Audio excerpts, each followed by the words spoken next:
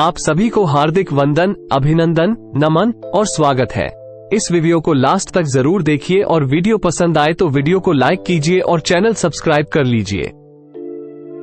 एक समय की बात है, हिमालय की खाड़ी के किनारे एक छोटे से शांत गांव में राहुल नाम का एक युवा लड़का रहता था। राहुल अपने क्रोधी स्वभाव और चंचल मन के कारण गांव भर में प्रसिद्ध था। उसका मन हर समय विचारों से भरा रहता था। सोचो कि उसके विचारों के तूफान ने उसके मन को एकदम बेचैन कर दिया था।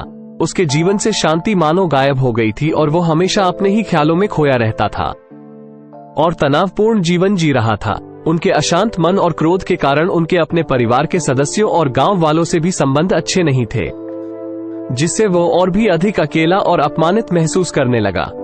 वो और भी अधिक मानसिक तनाव की स्थिति में चला जाता है। एक समय की बात है, राहुल अपने गांव की गलियों में घूम रहा था। तभी उनकी मुलाकात एक बौद्ध भिक्षु से हुई जो एक पेड़ की छाया के नीचे ध्यान में बैठे थे। बौद्ध भिक्षु के चेहरे से निर्मल शांति की आभा झलक रही थी। इस असीम शांति में राहुल बौद्ध भिक्षु की ओर आकर्षित हुआ। जब राहुल बौद्ध भिक्षु के करीब आया तो उसे अपने आसपास एक सकारात्मक ऊर्जा का एहसास हुआ। भरत को एहसास हुआ कि इस असीम शांति और सकारात्मक ऊर्जा का स्रोत कहीं न कहीं इस बौद्ध भिक्षु के भीतर ही है। इसलिए वो वहीं बैठकर उसकी आंखें खुलने का इंतजार करने लगा। थोड़ी देर बाद जब बौद्ध भिक्षु की आंख खुली तो उसने एक युवा लड़के को अपने सामने बैठा पाया, जो बहुत तनावग्रस्त और नकारात्मक भावनाओं से भरा हुआ लग रहा था।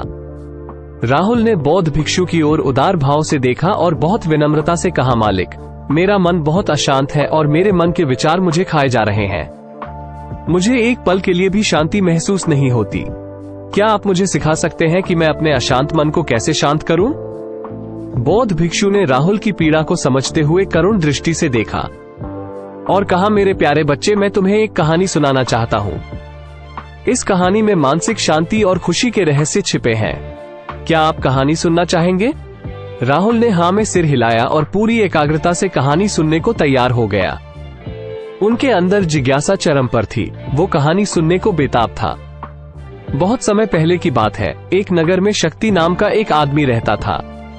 शक्ति बेहद महत्वाकांक्षी व्यक्ति थे और उन्हें हर काम में लोगों से मदद की जरूरत पड़ती थी। यदि उसे किसी से असफलता और बुराई सुनने को मिलती थी तो वो गहरी चिंता और तनाव में चला जाता था। उनका मानना था कि सफलता और भौतिक शक्तियां वांछित खुशी देंगी, लेकिन वो जितना सफलता और प्रशंसा के पीछे भागता था उतना ही मानसिक तनाव में डूबता जाता था। लेकिन अचानक शक्ति का सामना उस समय के मशहूर बौद्ध भिक्षु से हो गया, जिसका नाम महाकौशल था। महाकौशल अपने शिष्यों को ध्यान की शिक्षा देते थे और वो स्वयं एक बहुत ही ध्यानमग्न और प्रबुद्ध व्यक्ति थे।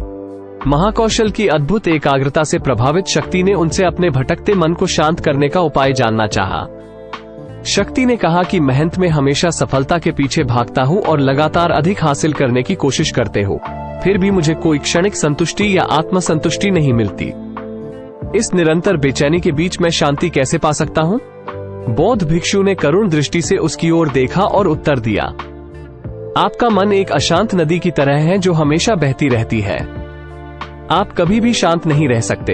इसलिए इस अशांत मन को शांत करने के लिए आपको अपने विचारों को बिना किसी रुकावट के जाने देने की कला सीखनी होगी।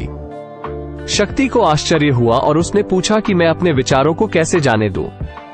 आखिर मैं भी तो अपनी इच्छाओं और महत्वाकांक्षाओं से बंधा हुआ हूँ। ये सुनकर बौद्ध भिक्षु मुस्कुरा दिए। बौद्ध भिक्षु कहा, कल्पना करें कि आपके हाथ में पानी का एक गिलास है। अब आप इसे जितनी देर तक पकड़कर रखेंगे यह उतना ही भारी होता जाएगा, और अगर आप इसे काफी देर तक पकड़े रहेंगे तो आपके हाथ में दर्द होने लगेगा। लेकिन अगर आप उस पकड़ को ढीला कर दें और छोड़ दें तो आपका बोझ खत्म हो जाएगा। राहुल ने पूरी कहानी और उसका संदेश ध्यानपूर्वक सुना।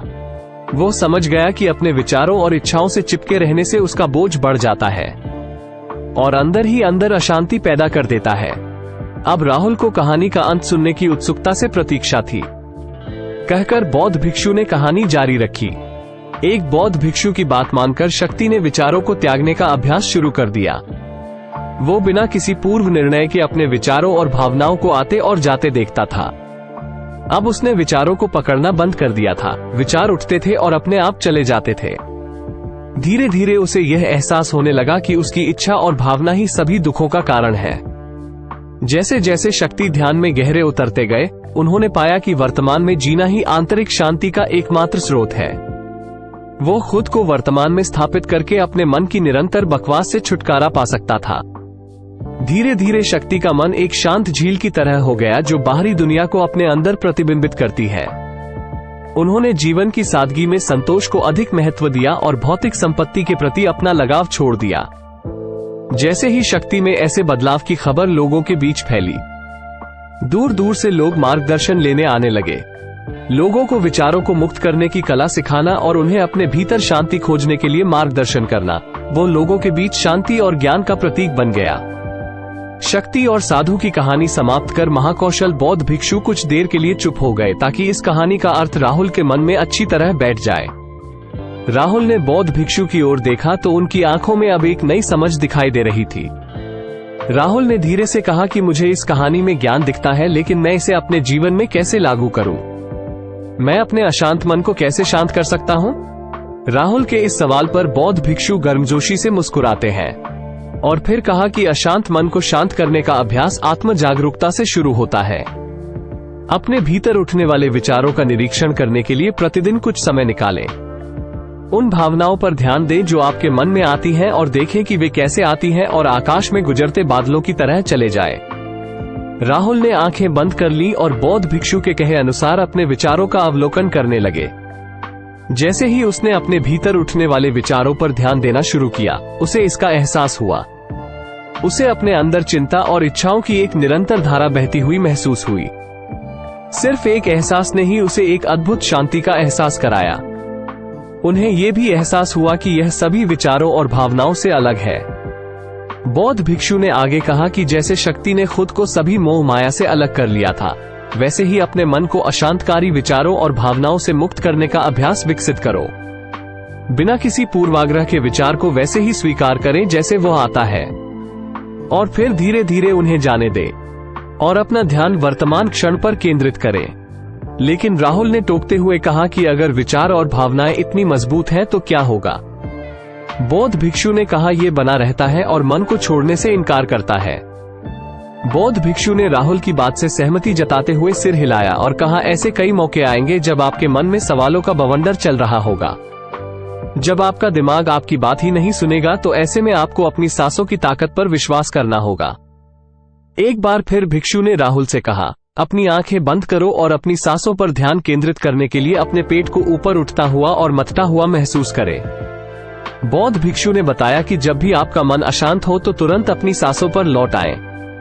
सांस की वाद्य गति आपको तुरंत वर्तमान के चरणों में वापस खींच लेगी और आपको शांति का अनुभव कराएंगी। एक बौद्ध भिक्षु के निर्देशानुसार आने और जाने वाली सांसों पर ध्यान केंद्रित करने का प्रयास करें।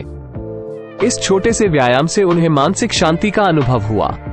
आप सभी को बहुत बहुत धन्यवाद। अगर आपको यह वीडियो अच्छा लगा हो तो वीडियो को लाइक कर दीजिए और मेरे YouTube चैनल को सब्सक्राइब कर लीजिए अगर आपकी इच्छा हो तो। अंत में बोलना चाहूंगा, यूं जमीन पर बैठकर क्यों आसमान देखता है, पंखों को खोल जमाना सिर्फ उड़ान देखता है।